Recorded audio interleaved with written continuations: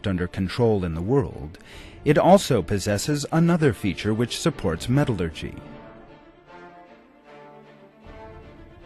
All the metals in the world, and especially iron, melt and become liquid at a temperature which fire is capable of achieving. For instance, a temperature of 1,530 degrees is necessary to melt iron, and that can only be achieved by a powerful fire. Were even higher temperatures to be needed to melt iron, then no fuel in the world could achieve them, for which reason metallurgy would again be impossible. In that case, of course, there could be no technological progress, and civilizations could not be established. After briefly summarizing mankind's scientific development, Denton makes the following comment.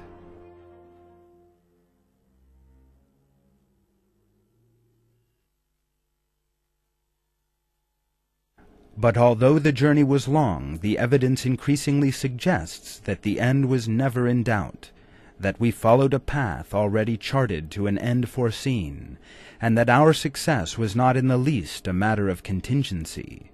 We have been drawn along a predetermined path from the discovery of fire to the birth of science, to the revelation of our own centrality in the order of nature.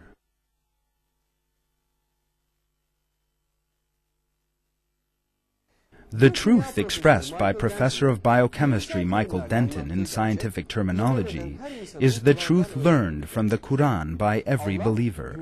God created the world for human life, placed all that exists on earth at the service of mankind, and enriched it with a variety of blessings, as God reveals in the verses of the Quran.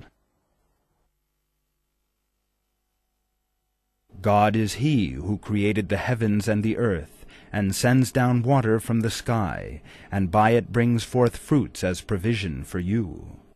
He has made the ships subservient to you to run upon the sea by His command, and He has made the rivers subservient to you, and He has made the sun and moon subservient to you, holding steady to their courses, and He has made the night and days subservient to you. He has given you everything you have asked Him for. If you tried to number God's blessings, you could never count them. Man is indeed wrongdoing, ungrateful.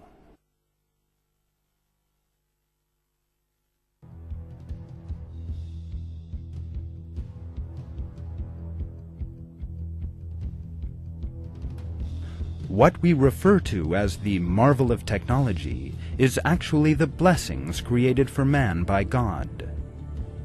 All of these technological devices are specially created by God and made of materials He places at our disposal.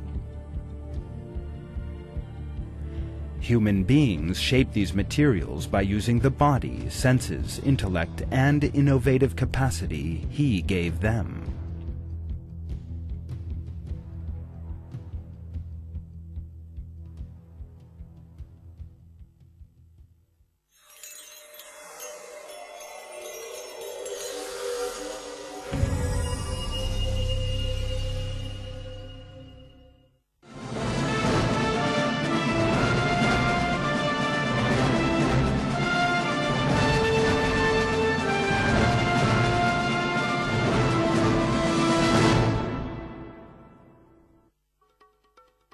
One substance we use together with technology occupies a particularly important place in our lives, and what is more, it is an incomparable substance: glass.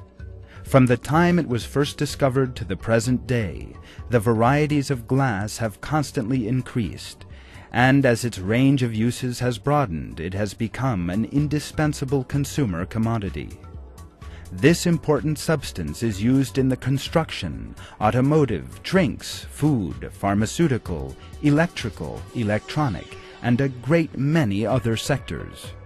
Glass occupies a state between solid and liquid.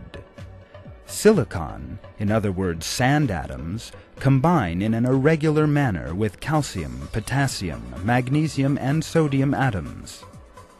glass emerges as a result of this irregularity. The reason why glass is so widely used is its superior properties. It does not rust. It is waterproof and transparent. Glass is highly resistant to the effects of substances in liquid, solid, or gas form which come into contact with it. This is known as chemical resistance. Furthermore, the chemical resistance of glass is an adjustable property. The height of the alkali level in glass lowers that resistance, and boron oxide, aluminum oxide, zinc oxide, and zirconium oxide raise it.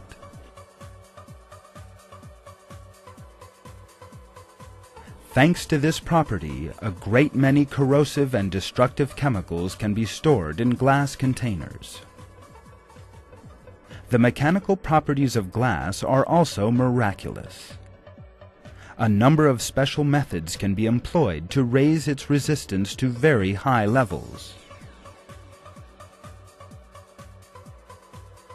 Toughened glass is remarkably resistant. Not even kicks or blows from a hammer can break it. In addition, glass can be made stronger still by adding another chemical between two layers of glass.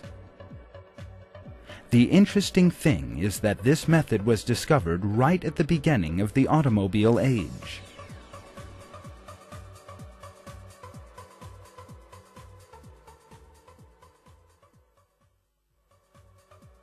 The discovery of reliable glass took place just when it was most needed, in the age of the motorized vehicle. In 1903, the French chemist Edouard Benedictus formed triple-layer glass by placing cellulose nitrate between two layers of glass. His discovery began to be employed in car windscreens in the 1920s, and to be seriously reproduced in the automotive industry.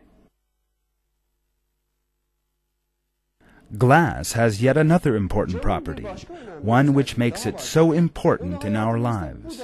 Its raw materials are plentiful and easy to find. Had God so wished, those raw materials could have been as rare as gold or diamonds.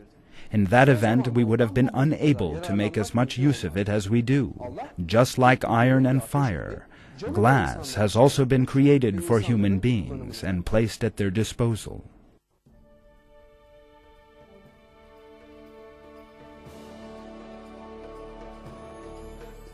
The products of technology occupy a wide place in our lives today, make our work easier, and widen our habitats. We can now accomplish a great deal more work in a great deal less time. We can travel great distances in a short space of time.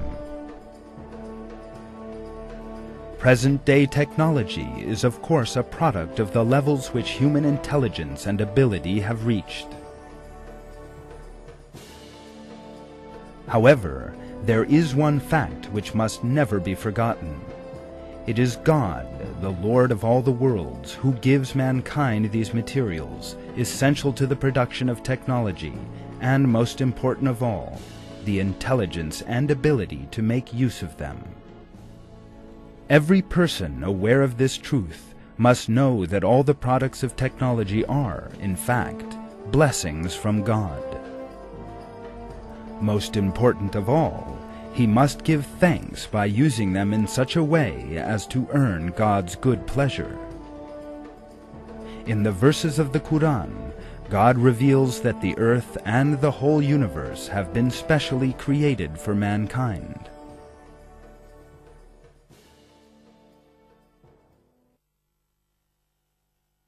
It is God who has made the seas subservient to you, so that the ships sail on it at His command, enabling you to seek His bounty, so that hopefully you will be thankful. And He has made everything in the heavens and everything on the earth subservient to you. It is all from Him. There are certainly signs in that for people who reflect.